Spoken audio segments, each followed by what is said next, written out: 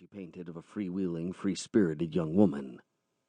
The idea of leaving without speaking to her did more than rankle. It stung. He needed to know what was going on, why it was going on. Damn it, he'd missed her, and he didn't say that often. He didn't mind his own company. Other than Jack's, and Chase, though their friendship was reluctant at best, he didn't have many friends. He had business associates, and that suited him fine. As much as he longed to find someone special, he also wasn't willing to settle. Being alone worked for him right now. But he very much minded not having Angelina McFee in his life. Letting her go without understanding why wasn't an option. Swallowing hard, he pushed open the door and followed. She was going to puke. Pressing her back against the brick wall outside the bingo hall, Ange realized for the first time she wasn't being melodramatic. Morning sickness had only threatened with whispers of nausea so far, but now it was shouting, bellowing. The timing couldn't be worse, though maybe Baby, now for sure Baby, had never shown much concern for choosing its moment.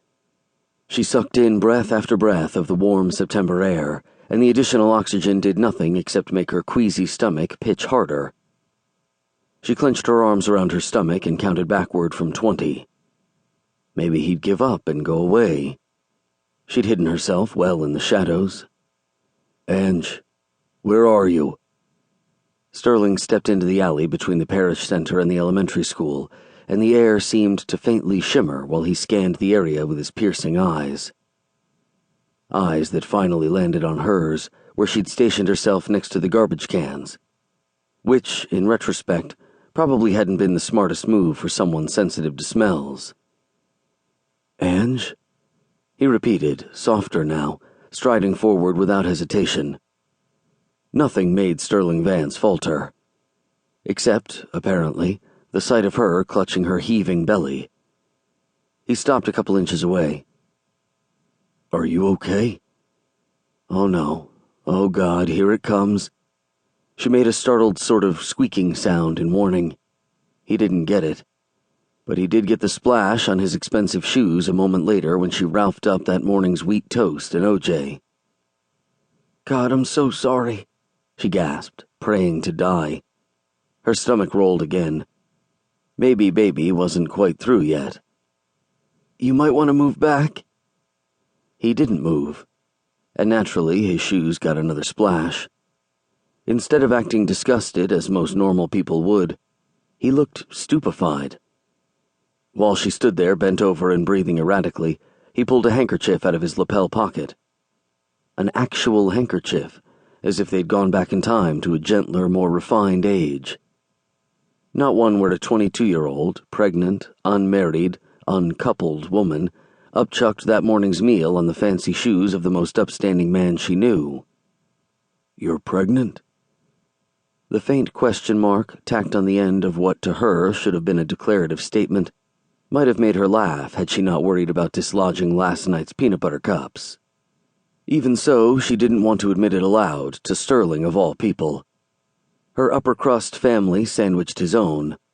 If their social strata had been a bread, it would have been the fancy multigrain kind that was purported to be healthy, but tasted like overcooked ass. Her stomach swam. Yeah, she'd avoid food thoughts for a bit yet. What are you doing here? She asked in lieu of answering his question. Any answers she gave to him would likely be told to her father by nightfall. They were this close, and she wasn't ready to be outed yet.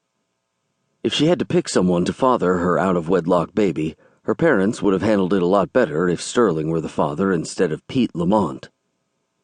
Pete Lamont, of the mohawk and pierced eyebrow and upper-crust background that wouldn't mitigate his looks and inconsistent employment history in her parents' eyes.